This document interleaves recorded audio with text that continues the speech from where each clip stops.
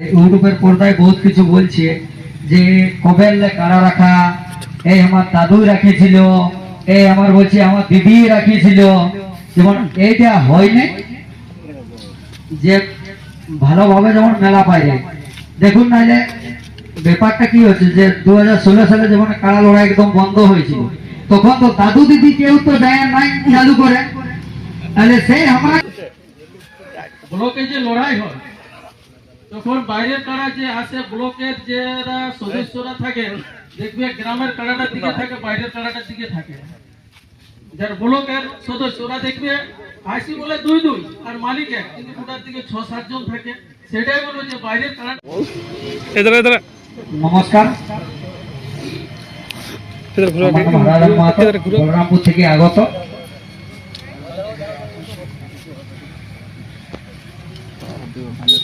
যে আমি এটাই বলছি যে পোড়াবাজার ব্লক কমিটি আজকে গঠন আছে, আমাদের তো বলরামপুর ব্লক কমিটি গঠন হয়েছে আর কি। তো এটাই আমি বলবো যে যেমন মানে কি বলবো, ভালোভাবে কমিটিতে গঠন হয়, প্লাস মানে ঝোট ঝামেলা নাই হয় না। ইউটিউবের পর্দায় বহুত কিছু বলছে যে কবেলে কারা রাখা, এই আমার দাদু রাখিয়েছিল, এই আমার বলছে আমার দিদি রাখিয়েছিল।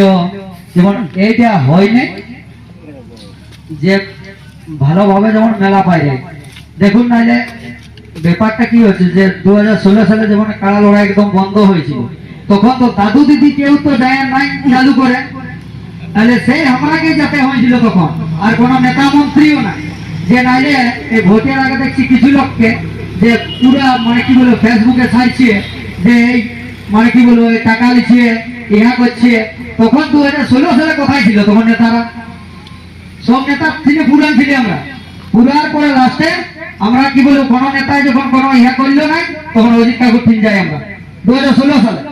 2016 সালে বলতে আমাদের বলরামপুরে ছিল দুজন, বলরামপুরে বলতে আমি ছিলি আর বনমালী মাহাতো, আর বড়বাজারের মধ্যে আমরাকে নিয়ে আসতো তার বলের বিনয় মাহাতো। সে তখন থেকে আন্দোলন করা যাই বহুত কষ্ট ইহা করা হয়েছে, মানে ডিএম ডেপুটেশন করে কারা ভিতরে আর করে বিশাল ব্যাপার। এখন যেমন বহুত কিছু লোক বলছে যে এই পার্টিটাই পার্টি, কারা লড়াইটাই কারা লড়াই। যদি তখন যদি পার্টিটা পার্টি করতো তাহলে তো পার্টি কারা লড়াইটা চালু করে দিত, তাহলে তোমার পার্টিটা কোথায় ছিল? তখন অজিত কাকু ছাড়া কেউ নাই, আর এখন বলছে পার্টিটা পার্টি প্লাস কারা লড়াই একটা কারা লড়াই। এই বক্তব্য বলে আমি শেষ করছি, নমস্কার।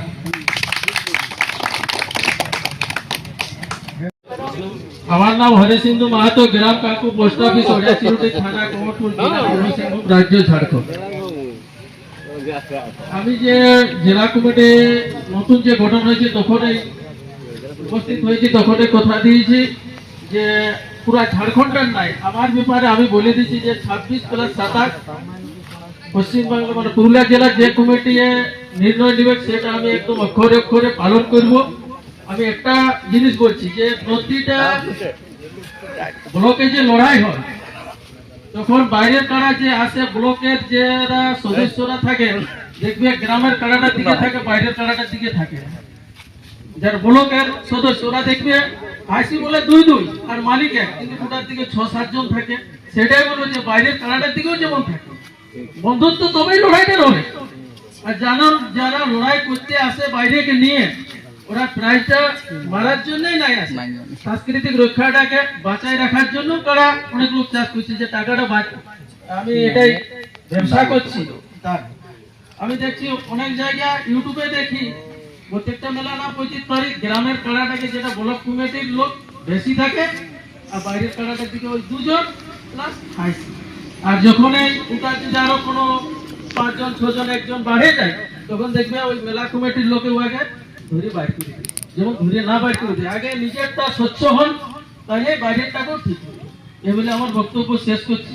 আমি কথা দিচ্ছি যে পুরুলিয়া মানভূম সংস্কৃতিকে যে 26-27 যে কানুন হবে সেই কানুনটাই আমি চলবো। আমি বড়বাজার বা বড় থানার মধ্যে আমি লড়াই করবো, মানে কারণ আমাদের ঝাড়খণ্ডে কোনো আমি দেখছি হাইসিরাকে তো ইউটিউবে বলেছিল যে ঝাড়খণ্ডের হাইসিরা পৌঁছিবেন। আজ আমরা পুরুলিয়া জেলার সব হাইসিরা আমাদের কমলপুর প্লাস বড়ামে ডেপুটেশন নিব বলেছে, কিন্তু ওনাদের মাথায় কোনো ইহাই হচ্ছে না, তাহলে আমি কেন একা ইহা করবো? আমার তো গোড়াবাজার থানা প্লাস বড় থানার আমি মিডিলে আছি, আমি যখন মন তখন করতে পারি, তাহলে আমি এটাই করব। আর পরীক্ষা প্লাস যেটা ওই সংস্কৃতি রক্ষা কমিটির যেটা শেষ, তার আগে আমি লড়াইটা করবো, পরীক্ষা বাদ দিয়ে আমি লড়াইটা করবো, রসিদ নিয়ে এসে থাকবো। এই বলে আমার বক্তব্য শেষ। সেটা আমি বড় থানায় করতে পারবো, গোড়াবাজার।